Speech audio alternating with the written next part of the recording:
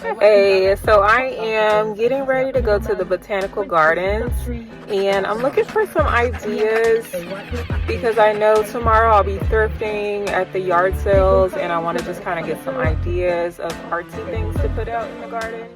So I started with going by their plant area, looking at their plants, the prices they had, along with some of the decor that they had laid out. You'll see me looking at all the prices here because everything is kind of pricey. They did have some cute and unique items though, like this hat. I thought about getting it, didn't really need it, so it stayed there.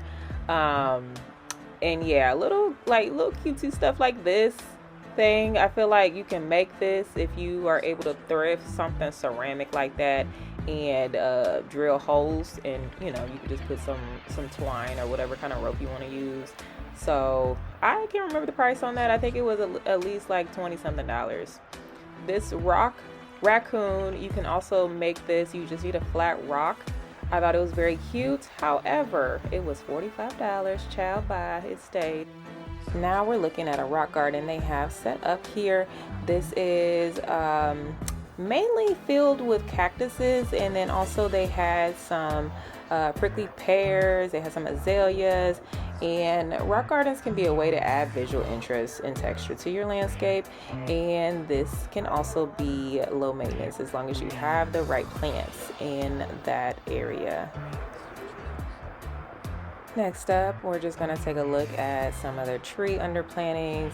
So underplanting is just a technique you can use to just give your garden a more aesthetic look, but it also has some practicality or some, practical uses to it.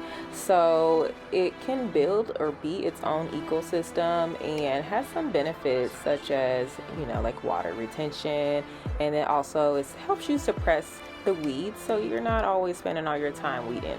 So definitely got some good ideas. They have different things that they use for their underplantings, so more than just hostas, right? So they had heucheras, they had different grasses, lavender. They really made it beautiful underneath their trees. The next element I saw that they used a lot in the botanical gardens is adding height. Adding height to your garden can be an important element. It just gives you some areas of interest. It just kind of it's more visually appealing, okay? So you don't want to just have everything one height because that's boring. You want to have things that are different height. Next element is adding water. So fountains are beneficial to enhance your aesthetic as well. So this is something you can do to attract wildlife if you're into that sort of thing, and also improve the air quality.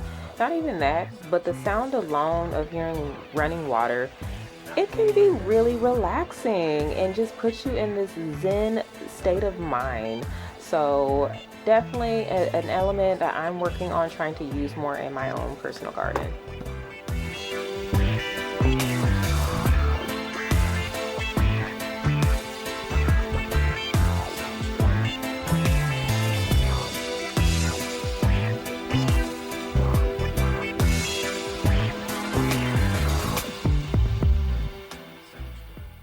And this is just the pathway they had going over to their pond area. This is a huge pond that they have. It's surrounded by all kinds of bushes and trees and rocks, and really set up nicely.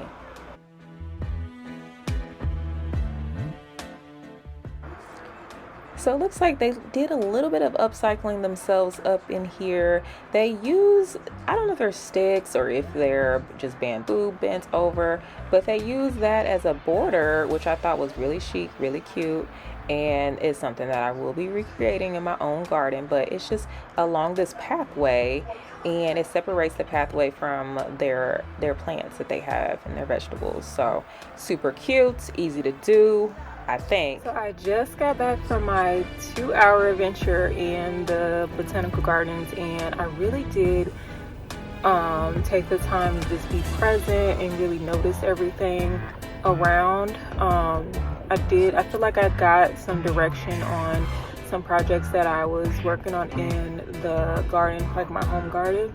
So now it just depends on what I can find. I'm gonna just do some thrifting and see what we come across.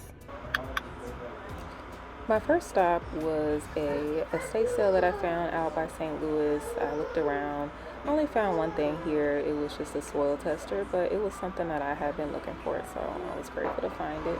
My next stop was a place in St. Louis called Flowers and Weeds. This is a local plant shop, small business, but they have a lot of unique items in here.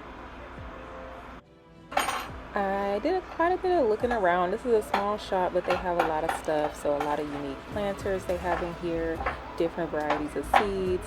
I found a sale on plants. Now this shop is definitely one of my favorite plant nurseries over in the St. Louis area. I always try to pop in here, and sometimes I can catch a sale, and other times I just go in just to look for ideas because they have stuff I've never seen at other plant shops before, and it's kind of like boho themed, or like a boho style is mainly what they have here, but very very good store to go to. Check it out for sure. Okay, so I just got home from my thrifting adventure that I had today over in St. Louis, and I just wanted to show you what I got. This is from me stopping at, I think, one yard sale and then one estate sale, and then also I had stopped at the plant shop. I think it was called Flowers and Weeds, but that was over in the St. Louis area. And also I stopped by somebody on Marketplace who had a posting for free tomato plants, so I got those as well on the way, so I'll show you guys. Okay, so this is my haul that I have that was from Flowers and Weeds, the plant shop that I stopped at today after I had left from the Botanical Gardens over there in St. Louis. So these plants, these are the dollar ones that I showed a video of, and I have onions, actually 2 containers of the onions. They're both 6-packs. And then I also have, this is lettuce here, that was $1. And let's see what else I have. I think this is this cabbage? Yeah, this is cabbage. I got 2 of those. So yeah, I got all of this stuff. Each little container was $1. The lady had said that she's just trying to get rid of some stuff, so they were marking stuff down. So that's a win. And then I have I don't know where the other one went, but I had bought a couple of these bamboo sticks, or stakes I should say. I'm gonna try to recreate the little fence that they had in the Botanical Gardens that I showed you all. The only thing is, I'm not sure, like, the bendability of these. I'm not sure how that's gonna go, but we're gonna experiment, see what happens. Here, these are my items that I got from the yard sale that I had stopped at. Really nice planters, and for all of this stuff, the lady just charged $13. I just sent her Venmo, and that was that. But this ceramic pot is really nice because it's got the terracotta there on the bottom and the inside, good quality. And then I have another planter here. This one's got legs on it, and it's really unique looking. And that was just another few dollars. Then an unopened thing of Osmo fertilizer or plant food, and this was only $3. I don't know how much this normally costs in the store, but for $3, that's a good deal. I'm sure this is usually like $10 and up. So in addition, I also got the neem oil, and you see right here, usually this is $13.99. But I had a few plants that were needing some love because they have some powdery mildew on them. Some of my roses, they're kind of struggling, but I'm gonna try to get them together with this and see what happens. And then from the estate sales, I ended up getting this soil tester because I've been looking at them, and they have often at least like $10, the places that I've seen them at. So for $3, that was a really good deal. And that was on my thrifty finds day. Here are all my tomatoes that I got for free from a lady off of Marketplace. She said that these were volunteer tomato plants that she had. She did not know what kind they were, but you know what, that's okay. Honestly, for free, I'm gonna just experiment and see what happens. From Flyleaf Horticulture, that really big plant sale that is monthly over in St. Louis, I did get, so this stuff was a little bit more of a splurge for me because I'm cheap and I don't like to pay a lot for things, but this is a pineapple guava plant. I've never had one of these. It's an edible flower, and then it's got a sweet pineapple mint flavor fruit, so that's interesting. This is, or was $12 for that size, so I'm gonna try really hard to nurture it, give it what it needs so it can grow and fruit. And then the other plant that I got was just this begonia. I thought it looked really interesting. I don't have any plants that look quite like this, so this one was also $12, which I thought was not too bad for the size of the plant that this is. So and it's healthy, it's grown well, and yeah, I'm gonna put that in one of my containers for like a thriller part of the container. But yeah, $12. And then I just got some peat moss for $2, and then some perlite. Okay, and then like I showed you all from the Botanical Gardens where they had the head, Buddha head in there, that one was actually $40, and it was smaller than this one. But this one is, you can tell it's a good quality because it's heavy. It's got all the detailing on it. But this was only, oh, the price tag, the lady took off. But this was only $10. So for that size and this quality, I snatched this up because I know just that even like Walmart and stores like that that have ceramic type planters, they are usually more than $10 for the size. So I thought that was a deal.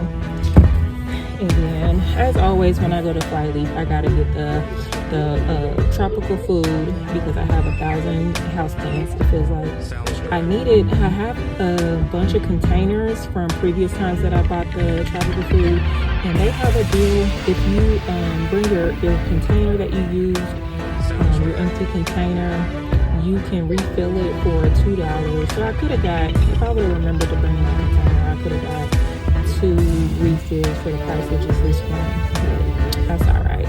It's still not that price. Alright, so first comes first, we are working on adding height. So this trellis was upcycled. My mom had gave me this out of her garden, and right now I'm just adding some more spray paint. I noticed the top, it was black when I originally got it. I spray painted it white. You know, white, going from white to black is hard. So I'm just spray painting where I see it needs touched up, and then I'm adding this little lantern I got from a yard sale for just a few dollars up, and my plan is to put some solar lights in it to give like the chandelier look.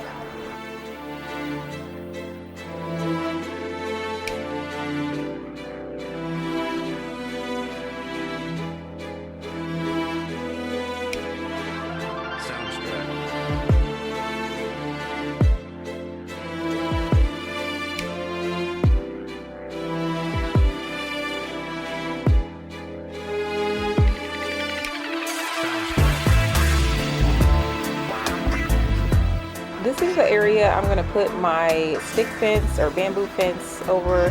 I just need to plan to get the area straightened up, and I'm going to work on that today as well.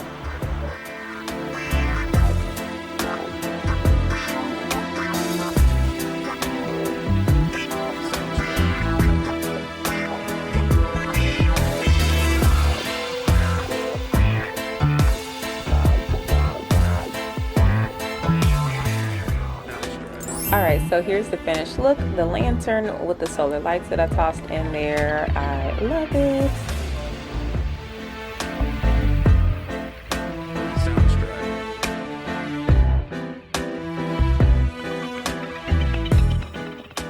And in this moment, I am in my stick finding era.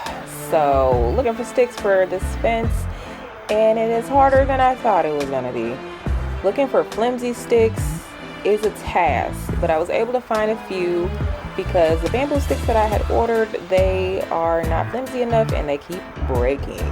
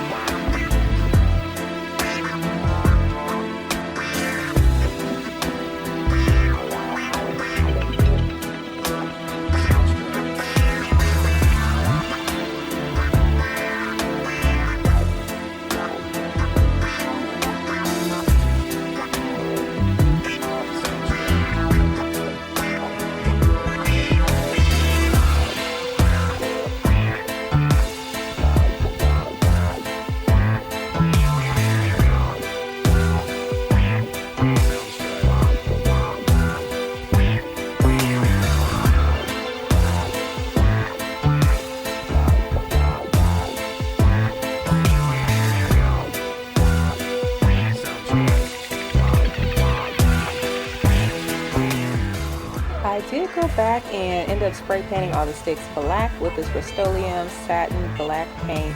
It turned out really good. Everything looks seamless and I love it. So that is all for now. You all stay tuned for more thrifty and design ideas here with the Upcycle Impress, where we turn trash to treasure one DIY at a time.